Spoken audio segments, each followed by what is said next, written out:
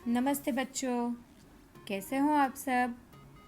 आज हम पंचतंत्र की कहानी नंबर 6 सुनेंगे, जिसका नाम है ढोल की पोल। इसमें कुछ शब्द है जैसे कि गीदड़ मानी जैकल, शेर मानी लायन, भेड़िए का मतलब है वुल्फ, बाघ मतलब टाइगर और चीता है जो हम सबको पता है। और कुछ शब्द हैं जैसे कि चौराहा मतलब where four roads meet together, जिसे हम क्रॉस रोड भी कहते हैं।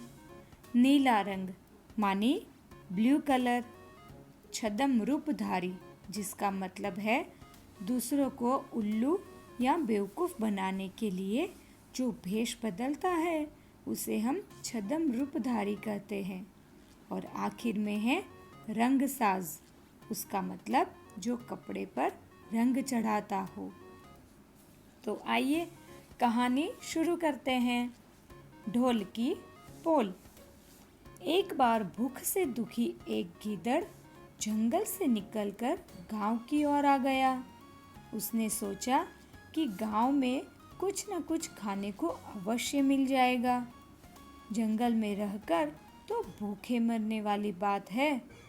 गांव से बाहर चौराहे पर थोड़ा बहुत तो खाने को मिल गया, लेकिन गीदड़ की भूख इतनी ज़्यादा थी कि उससे गीदड़ का पेट नहीं भर सका। अब गीदड़ फिर गांव की ओर चल पड़ा। वहां पर बैठे कुत्तों ने जब एक गीदड़ को गांव की ओर आते देखा तो सब के सब उसकी ओर झपटे। इतने सारे कुत्तों को अपने पर आक्रमण करने आते देखकर गिद्दड़ घबरा गया और सोचने लगा कि जाए तो कहाँ जाए। चारों ओर मौत दिखाई देने लगी। भूख की बात तो वह भूल गया। अब तो मौत से बचने की बात उसके सामने थी। कुत्ते उसके पीछे भागे आ रहे थे। वह मौत से बचने के लिए अंधाधुंध भाग रहा था और छिपकर जान बचाने को कोई स्थान तलाश कर रहा था। आगे एक रंगसाज का घर आया। उसने कपड़े रंगने के लिए बहुत बड़े टब में नीला रंग तैयार कर कर रखा था ताकि सुबह उठकर वो कपड़े रंग सके।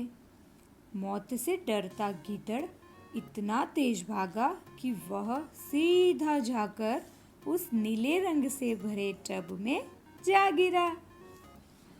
अब कुत्तों ने समझा कि गीदड़ भट्ठी में गिरकर मर गया है, इसलिए वे सब के सब पीछे मुड़ गए। कुत्तों को वापस जाते देखकर गीदड़ के मन को शांति मिल गई कि वह मौत के मुंह से बच गया है।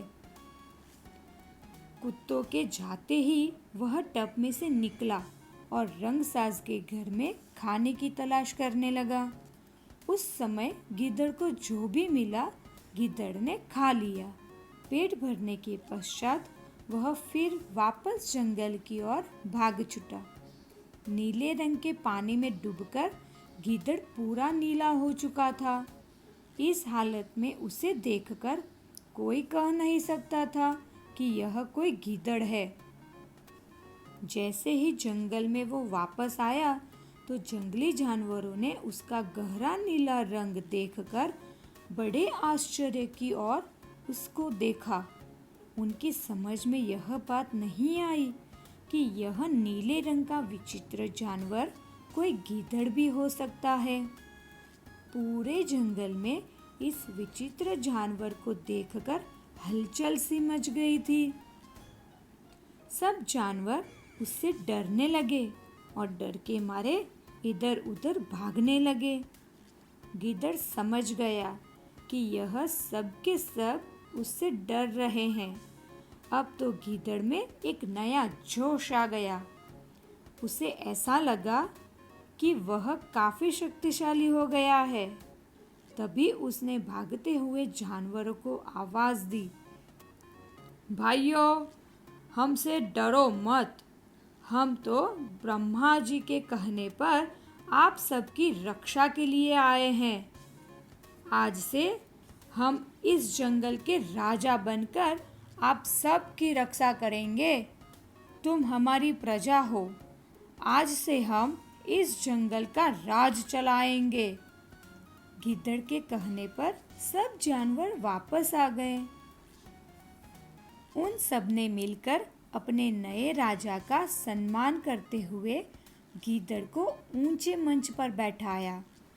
वहीं पर उस गिद्दड़ ने अपने मंत्रिमंडल की घोषणा की।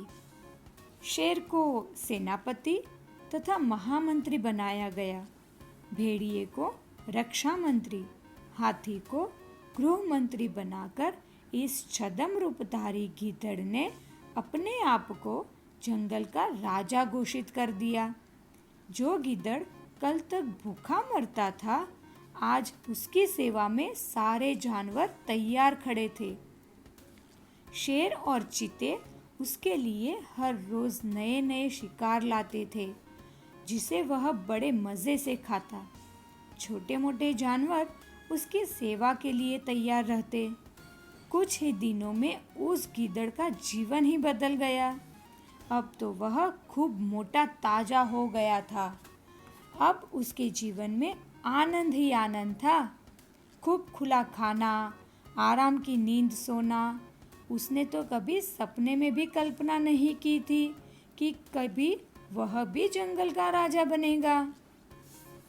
एक बार पास वाले जंगल से गिद्धड़ों का एक बहुत बड़ा दल शोर मचाता हुआ इस जंगल में आ गया। सब के सब मस्त होकर नाच रहे थे, गा रहे थे।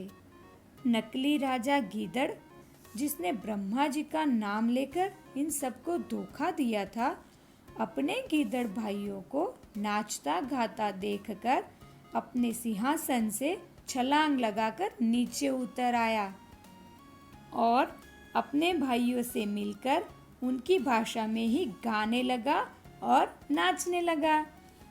दरबार में बैठे शेर, चीते, बाघ, भेड़िए और हाथी आदि को समझते देर नहीं लगी कि यह जानवर तो असल में गिद्धड़ है, जो हम सब को ब्रह्मा जी का नाम लेकर धोखा देकर हम पर राज करता रहा है। हम लोग आज तक इस नीच गिद्धड़ की जी हुजूरी करते रहे और यह दुष्ट धोखेबाज गिद्धड़ हम पर हुक्म चलाता रहा। कितने शर्म की बात है हमारे लिए। उसी समय क्रोध से भरा शेर क्रोध भरी दहाड़ मारकर उठा और उस धोखेबाज गिद्धड़ पर टूट पड़ा। गिद्धड़ ने अपनी जान बचाने की पूरी कोशिश की, मगर शेर के आगे उसकी एक न चली।